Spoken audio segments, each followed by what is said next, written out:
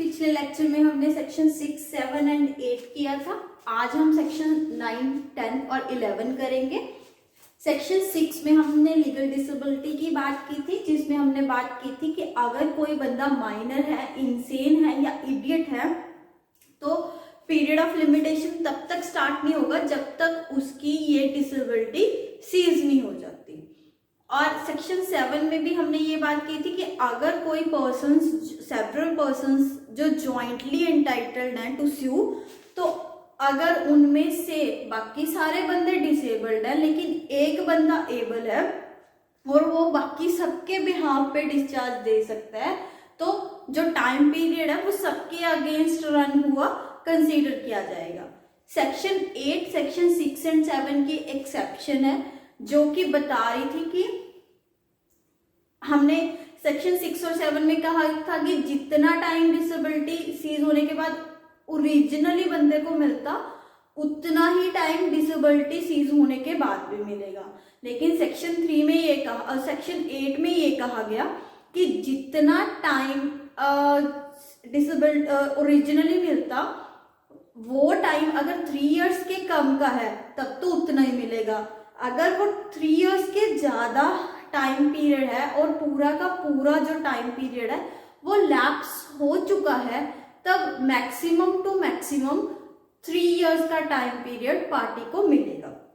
तो पिछले लेक्चर में हमने यही बात की थी। अब हम बात कर रहे हैं सेक्शन 9 की। फ्रेंड, जब मैंने सेक्शन 6 करवाया था उसमें हमने 6 क्लॉज 5 में भी ये पढ़ा था कि एक बार अगर डिसेबिलिटी खत्म हो गई, पीरियड ऑफ लिमिटेशन स्टार्ट हो गया, उसके बाद अगर पार्टी की डेथ हो गई तो उसके लीगल रिप्रेजेंटेटिव को उतने टाइम के अंदर ही सूट फाइल करना पड़ेगा जितना कि उस पर्सन के पास अवेलेबल था। इट मीन्स चाहे अब उसका लीगल रिप्रेजेंटेटिव डिसेबल्ड भी है, then also he has to file suit within the prescribed period. तो अब यही चीज हम सेक्शन 9 में कर रहे हैं कि कॉन्टिन्यूस रनिंग ऑफ टाइम भी, एक बार जो पीरियड ऑफ लिमिटेशन है वो स्टार्ट हो गया, वो रन करना स्टार्ट हो गया, तो उसके बाद अगर डिसेबिलिटी होती भी है तो वो चीज डिसेबिलिटी इस सूट को इंस्टीट्यूट करने और एप्लीकेशन बनाने से हमें नहीं रोकेगी। मतलब कि वहां पे हमें सेक्शन 6 और 7 का बेनिफिट नहीं मिलेगा। देखिए सेक्शन 6 में एक तो पहले हमने उस टाइम भी पढ़ा था सेक्शन 6 में एट द टाइम, तो वहां पे हमने बात की थी कि जब एट द टाइम ऑफ जो बात कर रहे हैं वो इनिशियल डिसेबिलिटी की बात कर रहा है, यहाँ पे सब्सिक्वेंट डिसेबिलिटी की बात हो रही है। तो ये डिफरेंस, सबसे पहला डिफरेंस तो यही है कि वहां पे इनिशियल डिसेबिलिटी है, यहाँ पे सब्सिक्वेंट है। अब दूसरी चीज क्या है कि डिसेबिलिटी और इनेबिलिटी दो टर्म्स यूज की हैं, उसमें सिर्फ डिसेबिलिटी टर्म यूज है। तो डिसेबिलिटी हमेशा लीगल टर्म्स के हिसाब से होगी कि जिन चीजों को कोर्ट लीगली कंसीडर कर रहा है कि ये पर्सन्स लीगल डिसेबल्ड हैं, वो तो डिसेबिलिटी है। लेकिन इनेबिलिटी मीन्स कि आप फिजिकली इनकैपेबल हो, जैसे फ्रैक्चर की वजह से या किसी पर्सन की टांग मान लो वो चल फिर ही नहीं पा रहा या अभी कोमा में है, तो वो फिजिकली इनेबल है, तो वो सब्सिक्वेंट डिसेबिलिटी और इनेबिलिटी। यहाँ पे डिसेबिलिटी सिर्फ वही जो सेक्शन 6 में प्रिस्क्राइब की गई है, माइनर, इंसेन और इडियट। यहाँ पे प्री में क्वेश्चन बन सकता है, हो सकता है वो सेक्शन 6 में से पूछ ले, ये भी पूछ सकते हैं कि सेक्शन 8 की जो डिसेबिलिटीज है वो कौन सी डिसेबिलिटीज की बात हो रही है, सेक्शन 7 की जो डिसेबिलिटीज की बात हो रही है वो कौन सी डिसेबिलिटीज की बात हो रही है। तो यहाँ पे डिसेबिलिटी और इनेबिलिटी वर्ड यूज किया है, तो यहाँ पे प्री में क्वेश्चन इस चीज पे बन सकता है।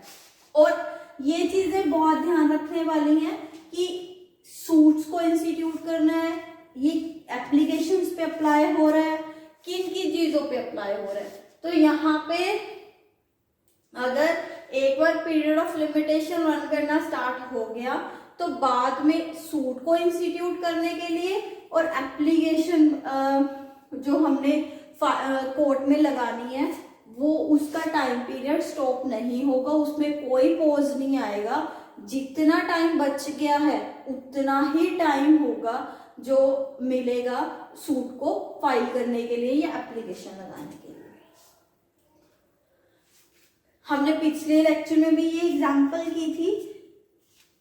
यहाँ पे इसको अगर हम सेक्शन 6 के साथ क्लब करके देखें तो सेक्शन 6 का 2 क्लॉजेस कवर हो रहे हैं कि अगर तो 2 डिसेबिलिटीज है तो वही उन दोनों डिसेबिलिटीज में गैप नहीं होना चाहिए। मतलब कि ऐसा नहीं है कि एक बार प्रिस्क्राइब्ड पीरियड स्टार्ट हो गया और दूसरी डिसेबिलिटी हुई है, नहीं, पहली डिसेबिलिटी सीज होने से पहले पहले दूसरी डिसेबिलिटी अक्रू हो जानी चाहिए। अगर वो नहीं हो रही है और एक बार पीरियड ऑफ लिमिटेशन रन करना स्टार्ट कर गया तो सेक्शन 9 इफेक्ट में आ जाएगा और वहां पे कॉन्टिन्यूस रनिंग ऑफ टाइम चलेगा। और सेक्शन 6 क्लॉज 5 में ये है कि अगर एक बार जो बंदा डिसेबल्ड है, ठीक है, उसकी डिसेबिलिटी सीज हो गई थी और उसका पीरियड ऑफ लिमिटेशन रन करना स्टार्ट कर गया था, ड्यूरिंग दैट टाइम उस पीरियड ऑफ लिमिटेशन चल रहा है, ड्यूरिंग दैट टाइम उसकी डेथ हो गई। अब उसका बेटा जो LR है वो अभी डिसेबल्ड है, माइनर है, तो अब क्या माइनर होने की वजह से वहां पे उसका माइनॉरिटी की वजह से पीरियड ऑफ लिमिटेशन वहीं पे पॉज हो जाएगा? नहीं, वहां पे पॉज नहीं होगा।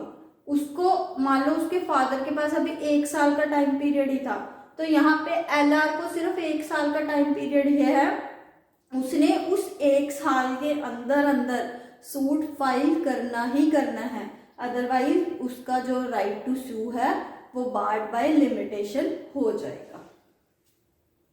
ठीक है, अब इसकी एक एक्सेप्शन है, सेक्शन 9 की एक एक्सेप्शन है जो इसकी प्रोवाइजो में दी है कि अगर जो क्रेडिटर है, ठीक है, क्रेडिटर कौन होता है? जिसने पैसे लेने हैं, उसका लेटर ऑफ एडमिनिस्ट्रेशन उसके डेटर के पास ही चला जाए, तब एक बार पीरियड ऑफ लिमिटेशन स्टार्ट होने के बाद भी जब उसका लेटर ऑफ एडमिनिस्ट्रेशन डेटर के पास चला गया तो उतने टाइम पीरियड के लिए वो रनिंग ऑफ टाइम सस्पेंड हो जाएगा, वो उतने टाइम के लिए पॉज पे चला जाएगा।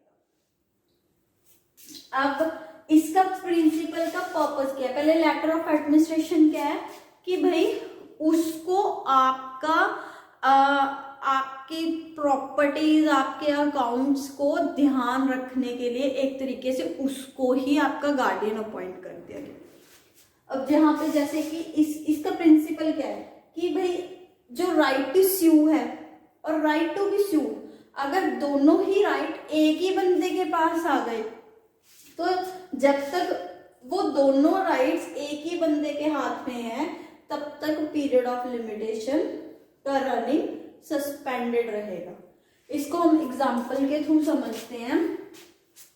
मान लीजिए ए के पास बी के अगेंस्ट रिकवरी सूट फाइल करने का टाइम पीरियड है 3 इयर्स। अब इन 3 सालों में ए इंसेन हो गया, उसने बी से पैसे ले ले थे, हो सकता है बी उसका रिश्तेदार ही हो सकता है उसका बेटा ही हो। तो अब जब वो इंसेन हो गया तो कोर्ट ने उसका गार्डियन अपॉइंट किया बी को ही कि अगर जब तक ये इंसेन है इसका जो लेना देना है, जो भी पैसे वगैरह का लेन देन है उसको तुम ध्यान में रखोगे।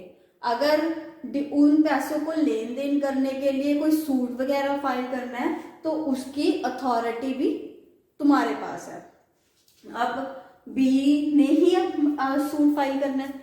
अब जब उसके पास राइट आ गया तो वो अपने ही अगेंस्ट राइट सूट नहीं फाइल करेगा ना, अपने पैसे देने के लिए, देने से बचने के लिए वो क्या करेगा, अपना टाइम पीरियड निकाल लेगा। तो अब क्योंकि जिसको स्यू करना था वो बंदा खुद बी ही था। तो यहाँ पे जिसने स्यू करना है वो भी बी ही है। तो अब जब तक दोनों ए ठीक नहीं हो जाता या फिर जो लेटर ऑफ एडमिनिस्ट्रेशन है बी के सिवाय किसी और पर्सन के पास नहीं चला जाता, तब तक ये पीरियड ऑफ लिमिटेशन की रनिंग वो सस्पेंडेड रहेगी, वो पॉज मोड में चलेगी। या तो इसमें ए ठीक हो जाए या लेटर ऑफ एडमिनिस्ट्रेशन बी की बजाय सी के पास चला जाए, तब पीरियड ऑफ लिमिटेशन रन करना स्टार्ट करेगा। तो सेक्शन 9 में ओवरऑल यही है, इसका नक्शल यही है कि एक बार पीरियड ऑफ लिमिटेशन रन करना स्टार्ट कर गया तो उसके बाद चाहे यहाँ पे सब्सिक्वेंट डिसेबिलिटी की बात हो रही है, तो उसके बाद चाहे डिसेबिलिटी हो चाहे इनएबिलिटी हो, वो पीरियड ऑफ लिमिटेशन को रनिंग को नहीं रोकेगी। पर अगर जिस बंदे को स्यू करना है और जिस बंदे ने स्यू करना है वो दोनों एक ही हो जाए किसी भी रीजन की वजह से, तो जब तक ये राइट्स ज्वाइंटली एक ही बंदे के हाथ में रहेंगे तब तक जो पीरियड ऑफ लिमिटेशन है वो रन नहीं करेगा। ठीक है, तो सेक्शन 9 में यही है। हाँ जी फ्रेंड्स, अब सेक्शन 10 की बात कर रहे हैं, suits against trustees and their representative. अब हमने सेक्शन 3 में बात की थी कि अगर कोई भी सूट या अपील या application after period of limitation file की जाएगी तो वो बार्ड बाय लिमिटेशन हो जाएगी। वहां पे हमारा जो राइट है वो थ्रू कोर्ट हमें रिलीफ नहीं मिलेगी। पर कभी कभी कुछ केसेस ऐसे होते हैं जिसमें कि कोई पीरियड ऑफ लिमिटेशन नहीं होता, क्योंकि जिस बंदे के अगेंस्ट हमने सूट फाइल करना है उसने हमारा ट्रस्ट ब्रीच किया होता है। हो सकता है कि कुछ पर्सन्स जिन पे हम बहुत ट्रस्ट करते हैं, हम सोच ही नहीं सकते कि they are misusing their rights against us. जो राइट्स हमने ही उनको दिए हैं वो उन्हीं राइट्स को मिसयूज हमारे ही अगेंस्ट कर रहे हैं। हम उनका इतना इन्फ्लुएंस होता है हमारे ऊपर कि हम वो जो अगर पीरियड ऑफ लिमिटेशन है वो सारा उस इन्फ्लुएंस में ही निकल गया। तो अब ऐसे केसेस में क्या होगा? तो ऐसे केसेस में पार्टीज के राइट्स को प्रोटेक्ट करने के लिए सेक्शन 10 दिया गया है, जिसमें कि ये कहा है कि अगर कोई ट्रस्ट प्रॉपर्टी के रिलेटेड बेनिफिशियरी ने सूट फाइल करना है और ट्रस्टी के अगेंस्ट करना है तो उसके अगेंस्ट कोई भी पीरियड ऑफ लिमिटेशन नहीं होगा। मान लीजिए मैं आपको एग्जांपल दे दूं, मिस्टर ए हैं, उनके ना फादर है ना मदर है, उनको कोई मिस्टर बी ने पाल पोस के बड़ा किया। ठीक है, मिस्टर बी ने उनको इसलिए पाला क्योंकि मिस्टर ए के नाम पे अच्छी खासी प्रॉपर्टी थी और उस प्रॉपर्टी को Mr B during that time misuse कर रहे हैं। क्योंकि मिस्टर बी ए को पाल रहे हैं तो ए को ऐसे लग रहा है कि बी तो जो भी कर रहा है वो मेरे बेनिफिट के लिए कर रहा है। अब जब ए की एज 35 या 40 के करीब करीब गई तब उसको जाके समझ में आई कि मिस्टर बी ने तो मेरे साथ फ्रॉड किया या मेरी प्रॉपर्टी को मिसयूज किया। अब यहाँ पे आके अगर मिस्टर ए सूट फाइल करना चाहते हैं बी के अगेंस्ट, तो अगर हम सेक्शन 3 को बीच में लाएंगे तो फिर तो उसका राइट ब्रीच हो रहा है ना, क्योंकि उसको पता ही नहीं था कि मेरे साथ ये चीजें हो रही हैं। तो अब या फिर अगर पता भी लग गया, यहाँ पे उस पे बी का इतना इन्फ्लुएंस था कि वो खुद डिसीजन नहीं ले पा रहा, तो ऐसे केसेस में उसके राइट को बचाने के लिए सेक्शन 10 में एक एक्सेप्शन दिया है जिसमें बताया गया कि जो ऐसे केसेस में सूट फाइल करना है वहां पे कोई पीरियड ऑफ लिमिटेशन नहीं है, वो कभी भी फाइल किए जा सकते हैं। ठीक है, इसको आई होप मैं एग्जाम्पल के थ्रू समझाने में आपको सक्सेसफुल रही हूँ कि ये सेक्शन बनाने का पर्पस क्या है। कई बार पार्टीज को पता भी चल गया लेकिन वो इतने इन्फ्लुएंस में होते हैं कि वो खुद ये डिसीजन ले ही नहीं पा रहे कि मैंने सूट फाइल करना है या नहीं करना। अब सेक्शन 10 की वर्डिंग क्या कहती है, नो सूट अगेंस्ट ट्रस्टी या उसके ट्रस्टी के एलआर या उसके असाइन। यहाँ पे जो असाइन है वो विदाउट कंसिडरेशन होना चाहिए। असाइन का मतलब जिसने की ट्रस्टी से कोई राइट डिराइव किया है। अब मान लीजिए ट्रस्टी ने कोई ट्रस्ट की प्रॉपर्टी बेची असाइन को, और उसने पेमेंट देके, उसको कुछ नहीं पता कि ये ट्रस्ट प्रॉपर्टी है या कुछ, उसने पेमेंट देके ये प्रॉपर्टी खरीदी है, तो अब ये तो नॉर्मल बायर हो गया ना, इसके खुद के साथ भी तो एक फ्रॉड हो रहा है। तो यहाँ पे ये कंडीशन कंपल्सरी है कि ये जो असाइन होना चाहिए वो विदाउट कंसीडरेशन होना चाहिए। तो सूट जो कि ट्रस्टी, एलआर या असाइन के अगेंस्ट है वो बार्ड, नो सूट की वर्डिंग करी है, तो इट मीन्स कि barred by length, any length of time if trust is for some specific purpose. Specific purpose का मतलब कि किसी पर्टिकुलर पर्पस के लिए वो ट्रस्ट बना हुआ होना चाहिए। जो जर्नल ट्रस्ट है वो सेक्शन 10 के एम्बिट में कवर नहीं होते। इसमें सेक्शन 10 में जो वर्डिंग है, स्टार्टिंग है notwithstanding anything contained in foregoing provisions, तो इसका मतलब है कि सेक्शन 10 का जो इफेक्ट है वो ओवरराइडिंग इफेक्ट है अपॉन सेक्शन 3(1). अब सेक्शन 10 को कंप्लीट करने के लिए हमें कुछ कंडीशंस जरूरी हैं। यहाँ पे हम बात कर रहे हैं कि पहली चीज तो प्रॉपर्टी होनी चाहिए जिसके रिलेटेड ट्रस्ट बना है, और उसी प्रॉपर्टी के रिलेटेड ही इशू होना चाहिए जिसके रिलेटेड हम सूट फाइल कर रहे हैं। और जो सेक्शन 10 का सूट है वो कौन फाइल करेगा, वो सिर्फ और सिर्फ बेनिफिशियरी ही फाइल करेगा कि जो मेरी ट्रस्ट प्रॉपर्टी थी, जो मेरे बेनिफिट के लिए जो ट्रस्ट बनाया था, और उस ट्रस्ट में जो भी प्रॉपर्टी थी उसको ट्रस्टी ने मिसयूज किया है। ठीक है, कोई थर्ड पर्सन यहाँ पे सूट नहीं फाइल करेगा। और जो सूट है वो ट्रस्टी या ट्रस्टी के एलआर या ट्रस्टी के असाइन के अगेंस्ट ही होना चाहिए। और वो ट्रस्ट प्रॉपर्टी जो मतलब ट्रस्ट जिस प्रॉपर्टी के रिगार्डिंग बनाया है या उसके प्रोसीड, उस ट्रस्ट प्रॉपर्टी के प्रोसीड, मान लीजिए एक ट्रस्ट प्रॉपर्टी है, हमने प्रॉपर्टी को कोई नुकसान नहीं किया, लेकिन प्रॉपर्टी से क्या हो रहा है कि हर महीने लाखों का रेंट आ रहा है, कुछ ठेके आ रहे हैं, कुछ भी आ रहा है, वो सारे हम जो रेंट्स हैं, सब कुछ हैं, वो हम सब अपने फायदे के लिए यूज कर रहे हैं। तो वो प्रॉपर्टी के जो प्रोसीड्स हैं उसके रिलेटेड भी सूट फाइल किया जा सकता है। ठीक है, और ये सारे मतलब जो ट्रस्ट प्रॉपर्टी या प्रॉपर्टी के प्रोसीड्स हैं वो सब ट्रस्टी के कंट्रोल में होने चाहिए। ठीक है, the word specific purpose means, purpose मतलब ये स्पेसिफिकली किसी पर्टिकुलर पर्पस के लिए ट्रस्ट बना हुआ होना चाहिए।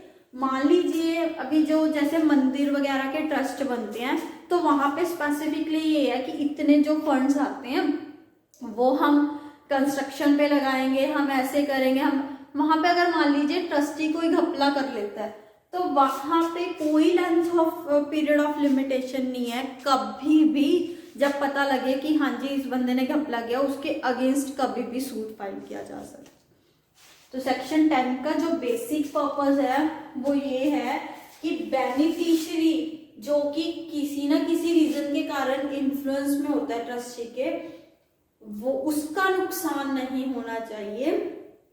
जब वो अगर उस ट्रस्ट प्रॉपर्टी जो कि उसके बेनिफिट के लिए बनाई गई है उसको मिसयूज किया जा रहा है, तो जिसके द्वारा उसको मिसयूज किया गया है उसको उस चीज की पनिशमेंट मिलनी चाहिए। और पनिशमेंट ऐसा नहीं है कि एक पर्टिकुलर टाइम के अंदर अंदर ही अगर हमने एक्शन ले लिया तो मिलेगी, अदरवाइज नहीं मिलेगी। तो ये अगर यहाँ पे कितने ही सालों के बाद पता चल रहा है कि हाँ जी ये बंदे ने हमारे प्रॉपर्टी को मिसयूज किया है, और स्पेसिफिकली ट्रस्ट प्रॉपर्टी है, तो वहां पे किसी भी टाइम उस बंदे के अगेंस्ट सूट फाइल कर सकते। और वो बंदा कौन कौन हो सकता है? ट्रस्टी, उसका एलआर और उसका असाइन। यहाँ पे मैं स्पेसिफिकली बता रही हूँ, ये असाइन विदाउट कंसीडरेशन होना चाहिए। अगर इसने कंसीडरेशन पे किया है then ordinary law of limitation apply होगा, क्योंकि वो खुद परचेजर है। हो सकता है इसके खुद के साथ भी कोई फ्रॉड हुआ हो। ठीक है, तो सेक्शन 10 का नटशेल क्या है कि ट्रस्ट प्रॉपर्टी होनी चाहिए और बेनिफिशियरी ही सूट फाइल कर सकता है। और किस किस के अगेंस्ट? ट्रस्टी, एलआर और उसके असाइन के अगेंस्ट। और सूट किस चीज के रिलेटेड होना चाहिए? ट्रस्ट प्रॉपर्टी के रिलेटेड या ट्रस्ट प्रॉपर्टी के प्रोसीड्स के रिलेटेड। और जो ट्रस्ट है वो पार्टिकुलरली किसी स्पेसिफिक पर्पस के लिए बना होना चाहिए। जर्नल ट्रस्ट सेक्शन 10 के एम्बिट में नहीं आते। फ्रेंड्स, अभी हम कर रहे हैं सेक्शन 11 जो कि डील कर रहा है suits on contracts entered into outside the territories to which the act x tends.